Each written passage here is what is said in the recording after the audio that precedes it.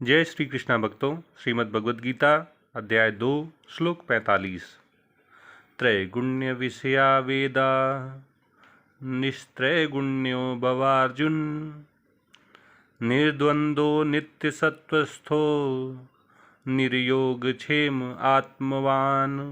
भगवान कृष्ण अर्जुन को समझा रहे हैं कि वेदों के सकाम कर्म वाले भाग, कर्म कांड वाले भाग में मुख्यतः प्रकृति के 3 गुणों का वर्णन हुआ है।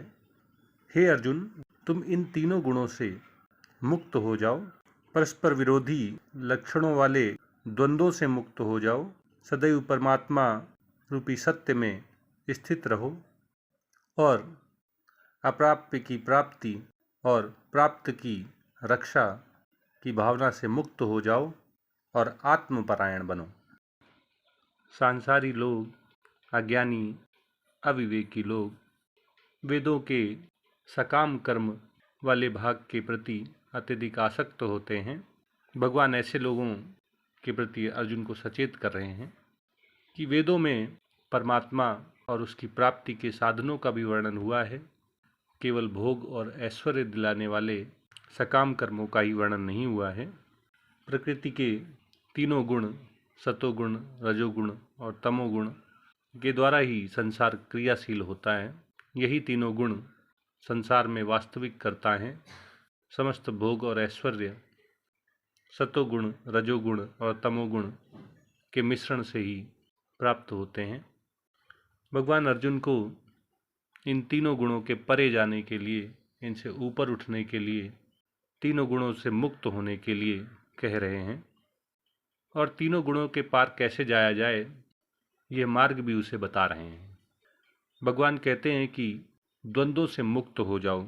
जो विपरीत लक्षणों वाले सुख दुख, लाभ हानि, राग द्वेष, सर्दी गर्मी जोड़े हैं, ये द्वंद्व कहलाते हैं।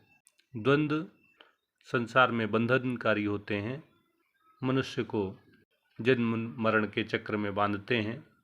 क्योंकि अगर किसी वस्तु या व्यक्ति की प्राप्ति से सुख मिलेगा तो निश्चित ही किसी दूसरे से दुख की प्राप्ति होगी। अगर किसी वस्तु की प्राप्ति से लाभ होगा तो किसी विपरीत वस्तु की प्राप्ति से हानि भी होगी।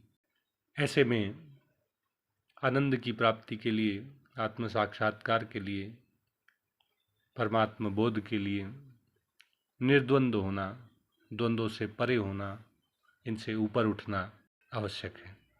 भगवान अर्जुन को नित्य सत्व में स्थित रहने के लिए भी कह रहे हैं। भगवान कहते हैं कि परमात्मा रूपी जो सत्य है उसके विषय में सदैव चिंतन करते हुए, मनन करते हुए उसमें स्थित रहो। जो आपके पास नहीं है, अप्राप्य है, उसको प्राप्त करने का नाम योग है। और जो पहले से आपके पास है वो चला ना जाए, उसकी रक्षा का जो भाव है वो क्षेम कहलाता है। अहंकार और स्वार्थवश अज्ञानी, अविवेकी लोग अपनी समस्त क्रियाओं को, अपने सारे कर्मों को इन्हीं 2 उद्देश्यों से करते हैं। पहला, जो प्राप्त नहीं है वो प्राप्त हो जाए, और दूसरा, जो पहले से हमारे पास है वो बना रहे, उसकी रक्षा होती रहे। भगवान अर्जुन से अप्राप्त को प्राप्त करने और प्राप्त की रक्षा, इन दोनों भावों से ऊपर उठने के लिए कह रहे हैं। क्योंकि जब कोई भगवान की शरण में चला जाता है तो उसका योग, उसका क्षेम, दोनों का भार भगवान वहन करते हैं, दोनों की जिम्मेदारी भगवान ले लेते हैं। और भगवान अर्जुन को आत्मवान होने के लिए कह रहे हैं। उसे आत्मबोध हो, आत्मा का ज्ञान हो, परमात्मा के विषय में उसके मन में प्रेम उत्पन्न हो, परमात्मा की प्राप्ति उसका लक्ष्य हो, वह आत्मज्ञानी बने, आत्मवेत्ता बने।